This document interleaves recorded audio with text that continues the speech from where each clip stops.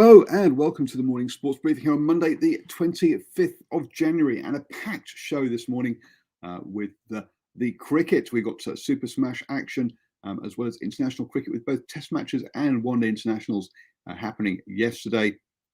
We'll bring you up to speed with the NBA and also the NBL basketball action. There's news off the water for the Prada Cup and over in football. We have both A-League and the ISPS Handler Premiership. Both were taking place yesterday.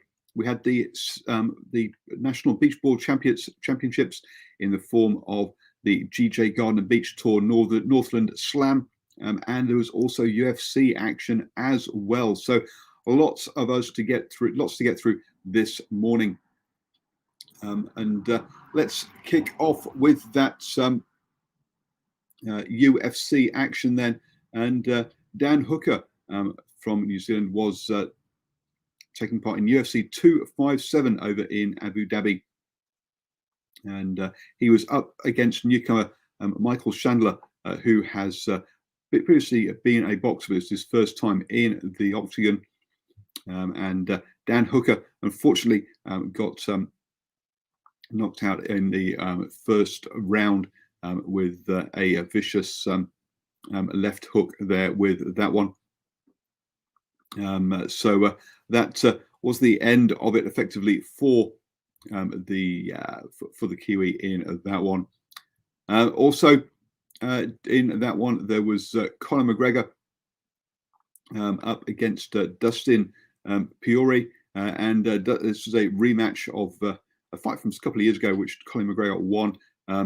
Dustin Poirier won this one in the second round with a knockout of Conor McGregor. Conor McGregor vowed to keep on fighting, saying that that he needs more fights, and that inactivity had not helped him. But Dustin was a good fight. So gracious in defeat there by Conor McGregor. Both those fights in the in the same weight class. And also one that Khabib has vacated or retired with the championship. So still looking for a champion in that one. We'll see how UFC goes about assigning that one. Over in the GJ Gardner Tour, we saw the men's finals up first with Watson and Timmer, who had won the opening round of the Beach Tour, taking on the O'Day brothers. In this one, though, the O'Day brothers came out on top, winning the final and the national championships. That was followed up by the women's final, which saw the Tilley and McDonald take on Kerwin and Zimmerman. Pooley and Fitzy had been knocked out by Kerwin and Zimmerman in the in the semi-finals of this one. And you've remember in the way the women are doing is they're switching up partners each tournament before. As they look forward to Olympic and Commonwealth Games qualification. In this one, it's Kerwin and Zimmerman came out on top in 2 sets, beating Tilley and McDonald to take out the national championship. So congratulations to them. Next stop for the GJ Gardner Tour is down in Christchurch. So we'll bring you up to date with how that one goes. Over in the A-League, and we saw action with the Phoenix taking on the and sorry, I can't find my tag. There it is. Phoenix taking on the Newcastle Jets. Looking at both sides, looking for their first win of the season. And the Wellington Phoenix, unfortunately, were down 2-1 by the Newcastle Jets in that one. That sees Wellington Phoenix slip down to 11th in the table with a draw and 2 losses from their opening 3 games. The Newcastle Jets getting their first win from their 5 games this season. in that one. Don't forget also actually that there is over in the NFL in the States, it is championship weekend with the Buffalo taking on Kansas City and Tampa Bay taking on Green Bay ahead of the Super Bowl. So look out for those results. We'll bring those results tomorrow in the NFL as to who will be making the Super Bowl. I need to bring you up to speed with the ISPS Handa Premiership next. Just bringing up those results. We had 3 games yesterday. First off, Hamilton Wanderers were downed 4-1 by Hawke's Bay United before Eastern Suburbs and Auckland City fought out a 1-1 draw. And finally, Team Wellington beat Phoenix Reserves 5-2. That means that Team Wellington have joined Auckland City at the top of the table, both on 17 points, being Eastern Suburbs and Hamilton Wanderers in 3rd and 4th, both in 12, closely followed by Canterbury United with 11 and Hawke's Bay with 10. So a bit of a gap opening up for the top 2 there, but those 3rd and 4th place playoff positions being hotly contested by a number of teams there in that one. So at least four teams could reasonably expect to try and grab those 2 places.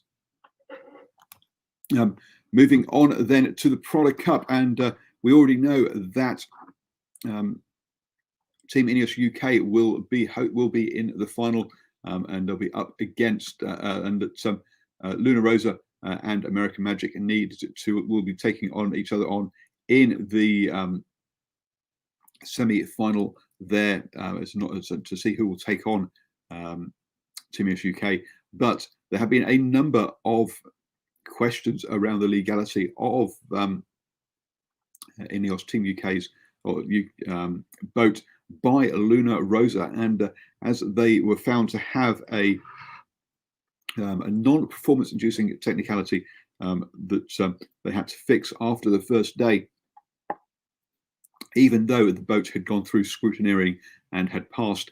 That meant they had strike 1. If they get strike 2, that means they automatically lose their next race, even if it is a non-performance enhancing technicality. So that is being reviewed, and at the moment, Ineos Team UK are a bit concerned they might have to forfeit their first game, or the first race, in the final. Over in the NBL, there was action yesterday as the Wildcats took on the Southeast Melbourne Phoenix. The Wildcats, with their first game of the season, won it 88-76 in that one. So they'll be happy to have started their season off with a win finally. And the Taipans take on the Melbourne United. Taipans coming off the back of a loss to the Kings on Saturday. Melbourne United got coming off the back of a win. Actually over a week ago now, when they beat the 36ers 89-65. So 9:30 p.m. the Taipans really looking for to bounce back after that loss to the Kings on Saturday. Over in the NBA, and the Timberwolves took on Steve Adams' New Orleans Pelicans yesterday. The Timberwolves came out on top 120-110, and they really won it in that third quarter, where they won a really low-scoring third quarter, 24-14. So 10 points lead there. Naz Reid led the Timberwolves with 20 points, but they got a lot of production off their bench. Culver, Edwards, and McLaughlin scored 16, 18, and 11 points. So yes, lots of a real team effort here. Vanderbilt also got a double-double with 11 rebounds and 16 points. For the Pelicans, Brandon Ingram got 30 points and Eric Bigzo with 28, but they didn't really get the support they needed. Zion Williamson got a double-double with 11 and rebounds and 19 points, but just Alexander Walker off the bench with just 10 points there. Really not the same production off the bench for the Pelicans, relying more on the starters there, and that cost them. Other results from yesterday: the Lakers beat the Bulls 101-90, and the Jazz beat the Warriors 127-108. Looking at the table then, and the 76ers still top of the Eastern Conference, ahead of the Bucks and the Pacers over in the Western Conference, and the Lakers lead the Jazz and the Clippers. The Lakers on 13 wins, the Jazz and Clippers on 12. So really tight at the top of the Western Conference in the NBA. Finally, let's have a quick look at the cricket. There was the second one-day international between Ireland and Afghanistan. Ireland went into bat first, scoring 259. But with Paul Sterling scoring 128 at the top of the order.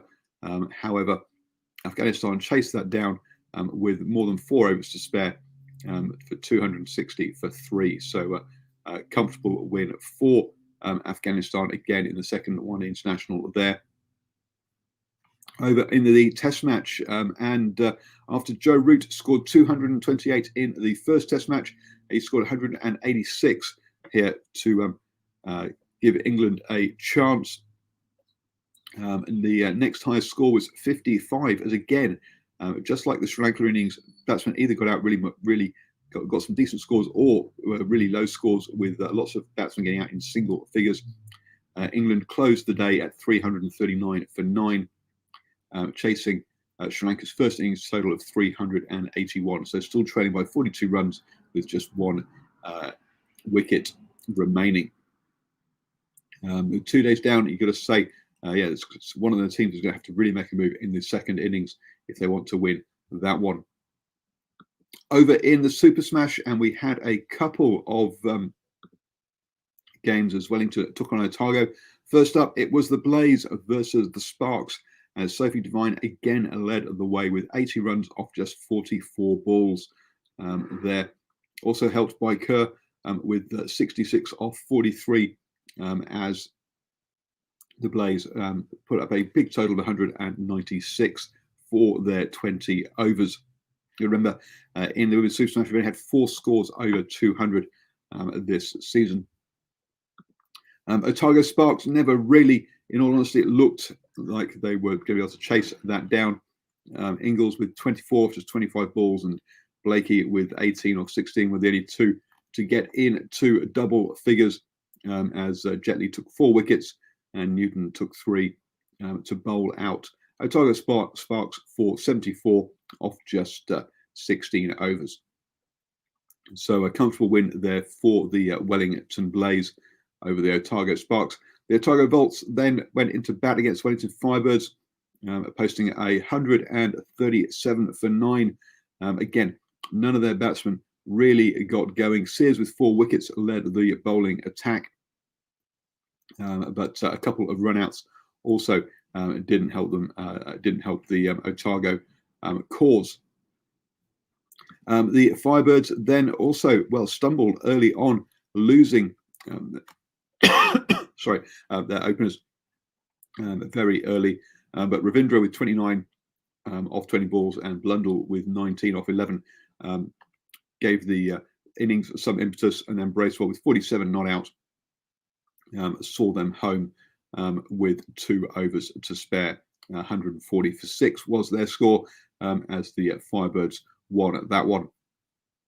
That means now that the Blaze top the women's competition on 24 points, followed by the Magicians and the Hearts, both on 18 points or behind them. The Spirit a bit further back on 12, having also played 1 more game. On the men's side, the Wellington are top as well, with on 24 points ahead of the Stags and the Kings, who are both on 20 points. The Stags having played 1 more game than the others. Northern Knights on 12 points, a bit further back than in that one. Remember, Auckland Aces picked up their first win of the season at the weekend. You can see my post-match interviews from the games up in Auckland at the weekend over onto the Facebook, over on our Facebook page, New Zealand Sports Radio. Have a fantastic start to the week, folks, and I'll see you tomorrow at 7 a.m. for the morning sports briefing.